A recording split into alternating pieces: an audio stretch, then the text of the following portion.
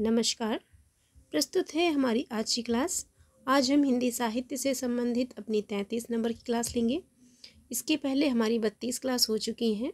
अगर आपने वो क्लास नहीं देखी है तो आप हमारे चैनल अनुभव एजुकेशन पर जाकर देख सकते हैं। आज से हम उपन्यास से संबंधित प्रश्नों को पढ़ेंगे। कल हमारा नाटक विधा से संबंधित जितने भी प्रश्न थे वो पूरे हो चुके हैं। तो प्रारंभ करते हैं अपनी आज की क्लास। आज का हमारा पहला प्रश्न है, मैला आंचल उपन्यास का कथा क्षेत्र है। तो इसका सही जवाब है बिहार। मैला आंचल उपन्यास का कथा क्षेत्र बिहार है। और बिहार का कौन सा जिला है? तो बिहार का पूर्णिया जिला है। अगला प्रश्न है, हिंदी में तिलस्मी अय्यारी उपन्यास के प्रवर्तक हैं। तो इसका सही जवाब है बाबू देवकी नंदन खत्री। हिंदी में तिलस्मी अय्यारी उपन्यास के प्रवर्तक बाबू देवकी नंदन खत्री हैं। जबकि जासूसी उपन्यासों का प्रवर्तक गोपाल गहमरी को माना जाता है।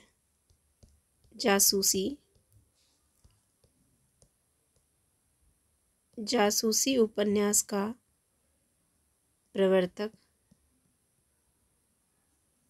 गोपाल गहमरी को माना जाता है। चक्करदार चोरी, यहाँ पर टाइपिंग मिस्टेक है, चोर होना चाहिए। चक्करदार चोर उपन्यास के लेखक हैं। तो इसका सही जवाब है गोपाल राम गहमरी। जासूसी उपन्यास के प्रवर्तक भी गोपाल राम गहमरी हैं और चक्करदार चोर उपन्यास के लेखक भी गोपाल राम गहमरी हैं।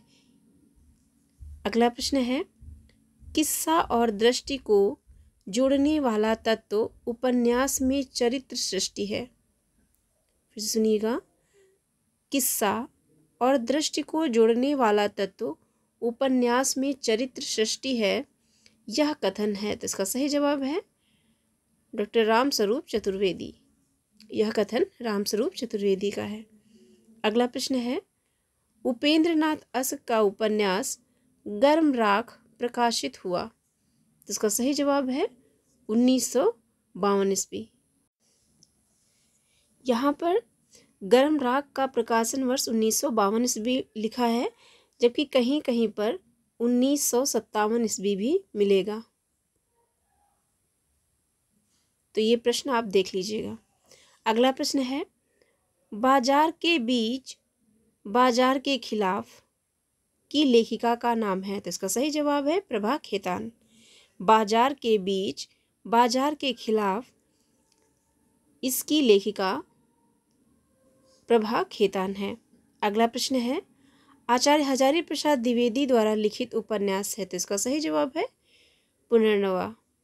अगला प्रश्न है, पंडित श्रद्धा राम फिल्लौरी के उपन्यास भाग्यवती का रचना काल है। तो इसका सही जवाब है 1877 ईस्वी। भाग्यवती का प्रकाशन वर्ष 1877 ईस्वी है। अगला प्रश्न है, झूठा सच के दूसरे भाग का शीर्षक है। तो इसका सही जवाब है देश का भविष्य।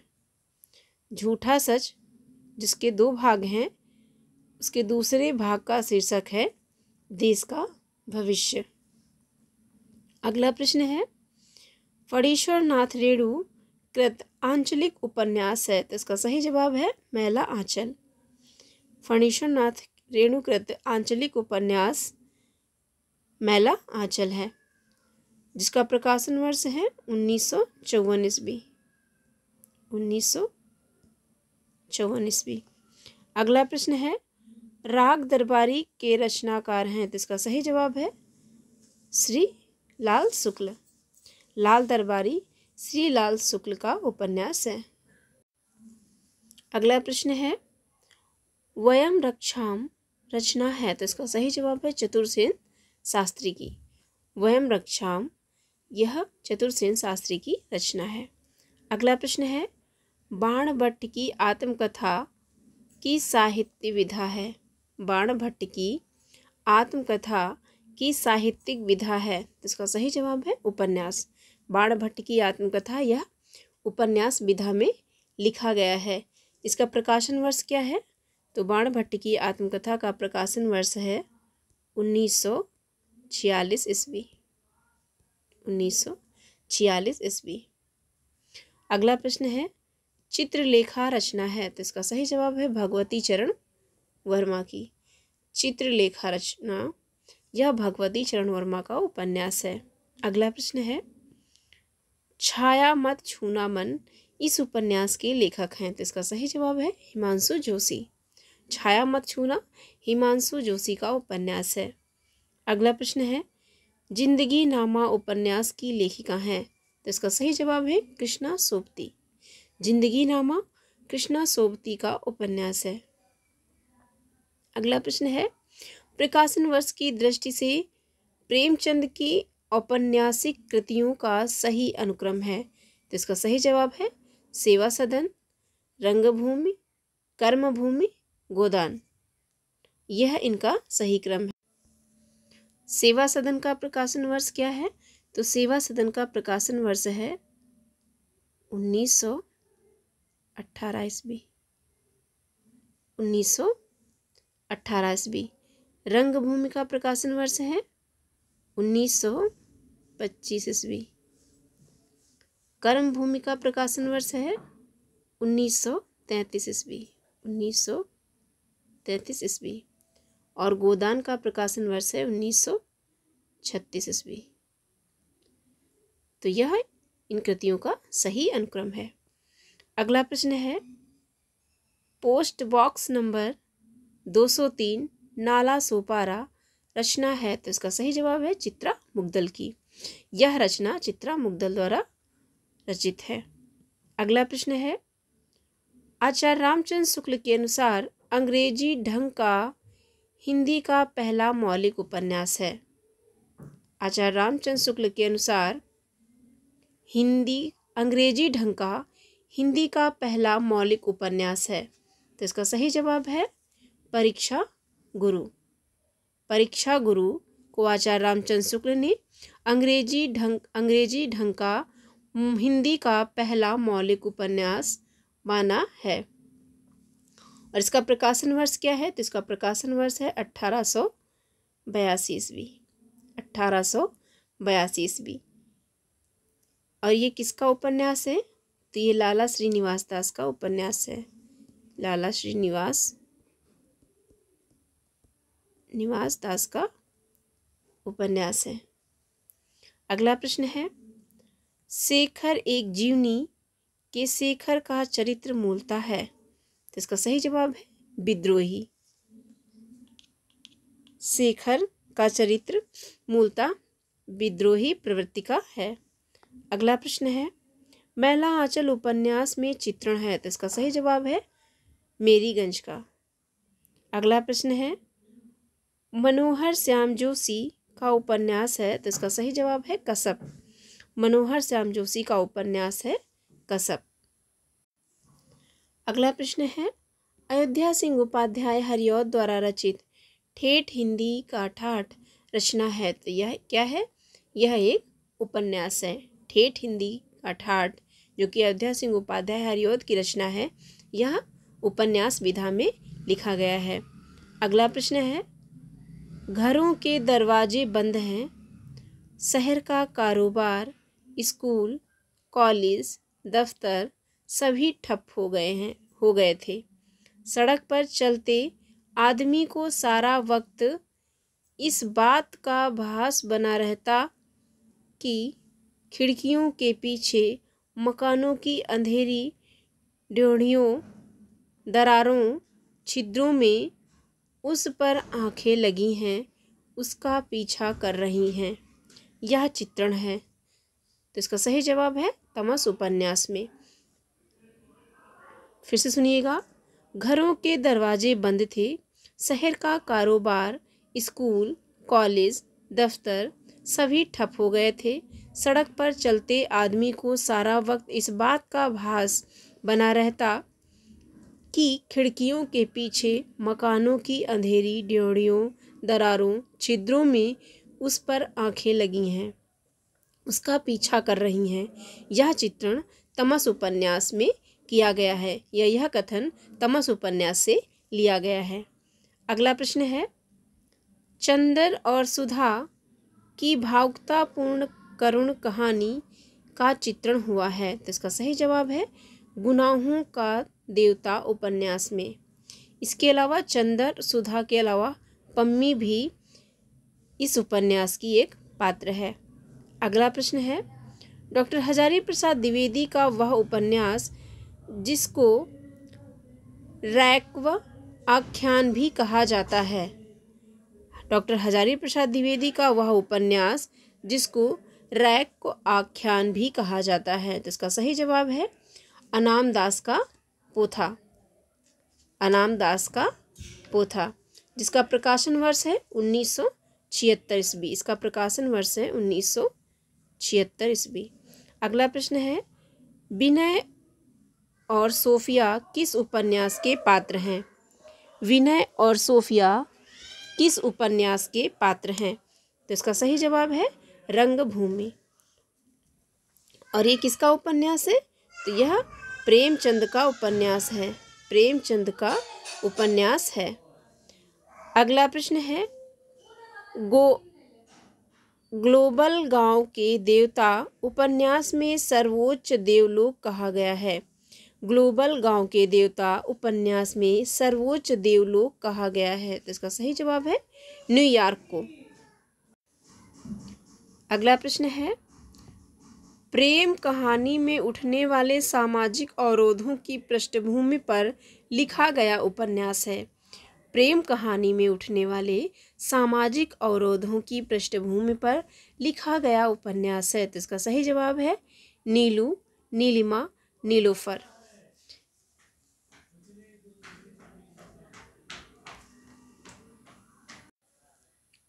और यह उपन्यास भीष्म साहनी द्वारा लिखा गया है। अगला प्रश्न है, उपन्यास का मोटापा उसके स्वास्थ्य पर वैसा ही असर डालता है जैसे मनुष्यों का मोटापा। यह कथन है। तो इसका सही जवाब है डॉक्टर बच्चन सिंह का। फिर से सुनिएगा, उपन्यास का मोटापा उसके स्वास्थ्य पर वैसा ही असर डालता है जैसे मनुष्यों का मोटापा। यह कथन डॉक्टर बच्चन सिंह का है। अगला प्रश्न है, पार्वती, सुखदेई, दौलतराम और छोटे किस कथाकृति के पात्र हैं? फिर से सुनिएगा, पार्वती, सुखदेई, दौलतराम और छोटे किस कथाकृति के पात्र हैं? तो इसका सही जवाब है देवरानी जेठानी की कहानी। यह पात्र देवरानी जेठानी की कहानी उपन्यास से हैं। और देवरानी जेठानी यह उपन्यास किसके द्वारा लिखा गया है? तो यह गौरी दत्त का उपन्यास है। गौरी दत्त का उपन्यास है। इसका प्रकाशन वर्ष क्या है? तो इसका प्रकाशन वर्ष है 1870 ईस्वी। 1870 ईस्वी, यहाँ लिख देते हैं 1870 ईस्वी।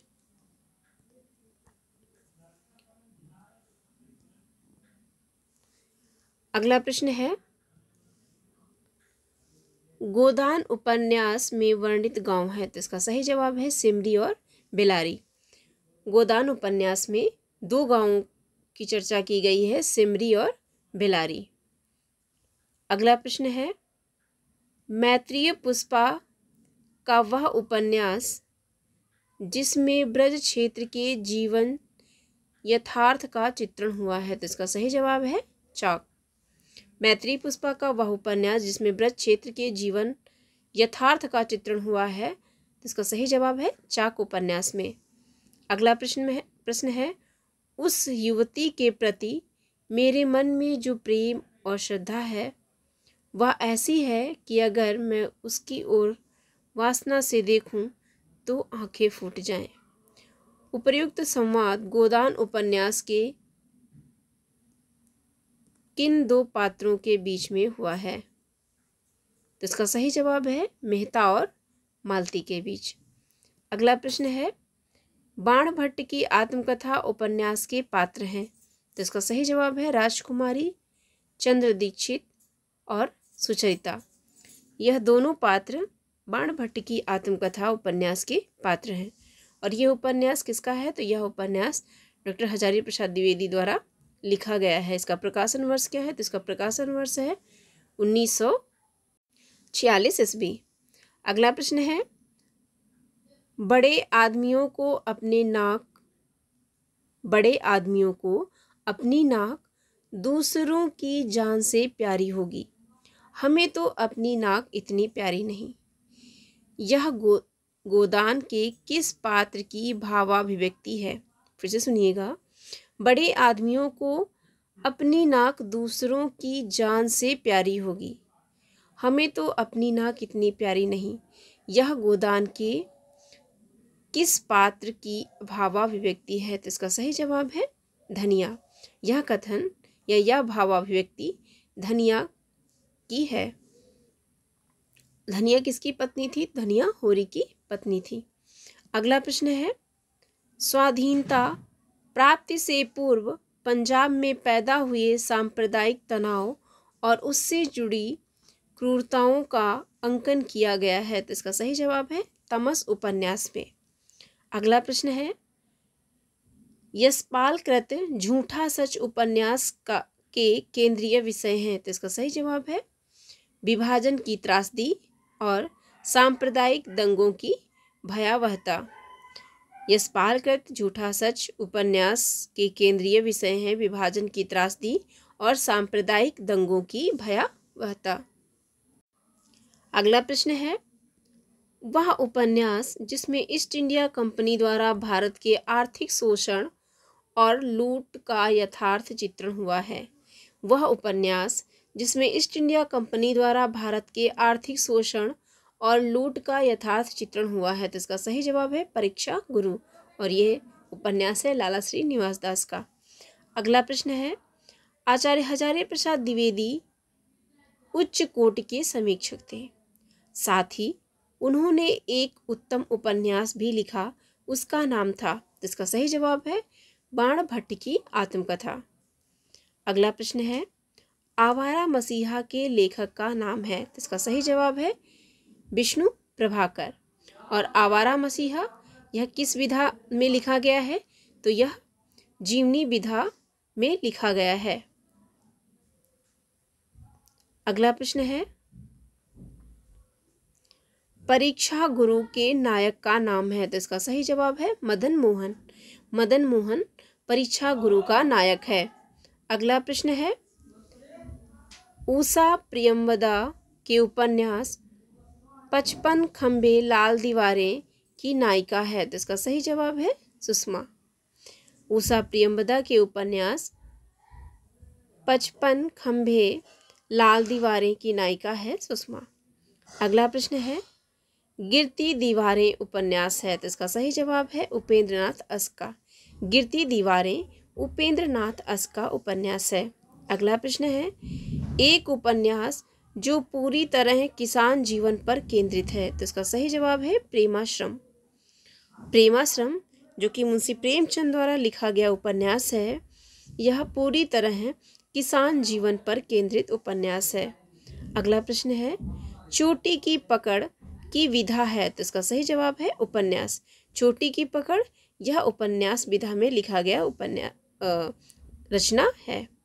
अगला प्रश्न है, चंदर, सुधा और पम्मी धर्मवीर भारती जी के किस उपन्यास के पात्र हैं? तो इसका सही जवाब है गुनाहों का देवता। इसके पहले भी आप पढ़ चुके हैं। अगला प्रश्न है, 1921 में असहयोग आंदोलन के दौरान सरकारी नौकरी से त्यागपत्र देने के बाद वह रचनाकार जो पूरी तरह से साहित्य सृजन में लग गए थे। फिर से सुनिएगा, 1921 में असहयोग आंदोलन के दौरान सरकारी नौकरी से त्यागपत्र देने के बाद वह रचनाकार जो पूरी तरह से साहित्य सृजन में लग गए थे। तो इसका सही जवाब है मुंशी प्रेमचंद। अगला प्रश्न है, शिवपालगंज किस उपन्यास से संबंधित है? तो इसका सही जवाब है राग दरबारी। शिवपालगंज राग दरबारी उपन्यास से संबंधित है। अगला प्रश्न है, दहेज प्रथा अनमेल विवाह के दुष्परिणाम का चित्रण प्रेमचंद जी के किस उपन्यास में किया गया है? दहेज प्रथा, अनमेल विवाह के दुष्परिणाम का चित्रण प्रेमचंद जी ने किस उपन्यास में किया है? तो इसका सही जवाब है निर्मला उपन्यास में। मुंशी प्रेमचंद जी ने निर्मला उपन्यास में दहेज प्रथा और अनमेल विवाह के दुष्परिणाम का चित्रण किया है। और निर्मला उपन्यास का प्रकाशन वर्ष क्या है? तो इसका प्रकाशन वर्ष है 1927 ईस्वी। अगला प्रश्न है, चितकोबरा उपन्यास की लेखिका का नाम है? तो इसका सही जवाब है मृदुला गर्ग। चितकोबरा उपन्यास मृदुला गर्ग द्वारा लिखा गया उपन्यास है। अगला प्रश्न है, बुधवा की बेटी उपन्यास लिखा है? तो इसका सही जवाब है पांडे बेचन शर्मा उग्र। बुधवा की बेटी उपन्यास पांडे बेचन शर्मा उग्र द्वारा लिखा गया है। अगला प्रश्न है, देवकी नंदन खत्री द्वारा लिखित चंद्रकांता उपन्यास है? तो इसका सही जवाब है तिलस्मी। चंद्रकांता कैसा उपन्यास है? तो यह एक तिलस्मी उपन्यास है। और किसकी रचना है? तो यह देवकी नंदन खत्री की रचना है। अगला प्रश्न है, डॉक्टर गोपाल राय ने किस कृति को हिंदी का पहला उपन्यास माना है? फिर से सुनिएगा, डॉक्टर गोपाल राय ने किस कृति को हिंदी का पहला उपन्यास माना है? तो इसका सही जवाब है देवरानी जेठानी की कहानी को। डॉक्टर गोपाल राय ने देवरानी जेठानी की कहानी को हिंदी का पहला उपन्यास माना है। इसके अलावा भाग्यवती को पहला उपन्यास किसने माना है? भाग्यवती को पहला उपन्यास किसने माना है? तो ये माना है डॉक्टर विजय शंकर मल्ल ने। डॉक्टर विजय शंकर मल्ल ने। डॉक्टर विजय शंकर मल्ल ने श्रद्धाराम फिल्लौरी भागवती उपन्यास श्रद्धाराम फिल्लौरी का उपन्यास है। अगला प्रश्न है, फांस उपन्यास का मूल कथ्य है? तो इसका सही जवाब है किसान आत्महत्या। फांस उपन्यास का मूल कथ्य किसान आत्महत्या है। अगला प्रश्न है, प्रेमचंद का वह उपन्यास जो पहले उर्दू में बाज़ारे हुस्न के नाम से लिखा गया था? इसका सही जवाब है सेवा सदन, जिसका प्रकाशन वर्ष है 1918 ईस्वी। अगला प्रश्न है, मालती बाहर से तितली है, भीतर से मधुमक्खी। मालती के व्यक्तित्व के संबंध में यह टिप्पणी है। तो इसका सही जवाब है स्वयं लेखक की, यानी कि यह टिप्पणी स्वयं लेखक की, लेखक मतलब प्रेमचंद की। अगला प्रश्न है, त्यागपत्र का प्रमुख संदर्भ है? तो इसका सही जवाब है मनोवैज्ञानिक। त्यागपत्र उपन्यास यह मनोवैज्ञानिक उपन्यास माना जाता है। अगला प्रश्न है, क्योंकि वह जिंदा था। जिंदा रहने का मतलब समझते हैं ना, भूल गए थे, लोग भूल गए हैं जिंदा रहने का मतलब। फिर से सुनिएगा, क्योंकि वह जिंदा था।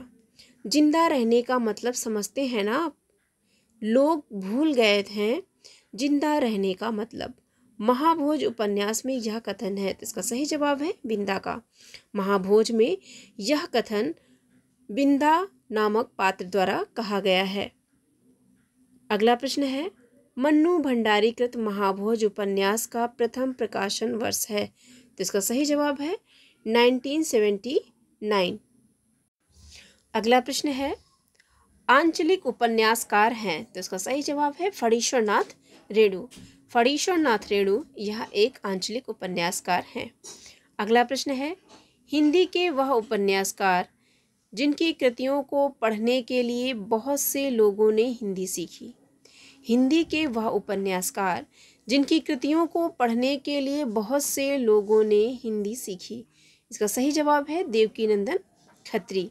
देवकी नंदन खत्री का उपन्यास चंद्रकांता को पढ़ने के लिए बहुत सारे लोगों ने हिंदी सीखी थी। अगला प्रश्न है, जासूसी उपन्यासों का हिंदी में प्रवर्तन करने का श्रेय दिया जाता है? तो इसका सही जवाब है गोपाल राम गहमरी को। जासूसी उपन्यासों का हिंदी में प्रवर्तन करने का श्रेय गोपाल राम गहमरी को दिया जाता है। और गोपाल राम गहमरी को हिंदी का कानन डायल भी कहा जाता है। गोपाल राम गहमरी को हिंदी का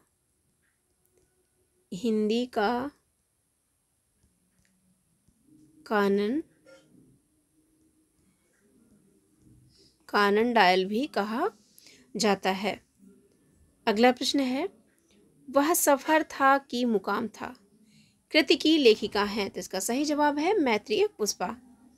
वह सफर था कि मुकाम था, इस कृति की लेखिका है मैत्रेय पुष्पा। अगला प्रश्न है, भारतेंदुकालीन किस उपन्यास से आधुनिकता की शुरुआत मानी जाती है? तो इसका सही जवाब है परीक्षा गुरु से। भारतेंदुकालीन उपन्यास परीक्षा गुरु से आधुनिकता की शुरुआत मानी जाती है। और परीक्षा गुरु को पहला उपन्यास किसने माना है? तो वो माना है आचार्य रामचंद्र शुक्ल ने। आचार्य रामचंद्र शुक्ल ने परीक्षा गुरु को हिंदी का पहला उपन्यास माना है।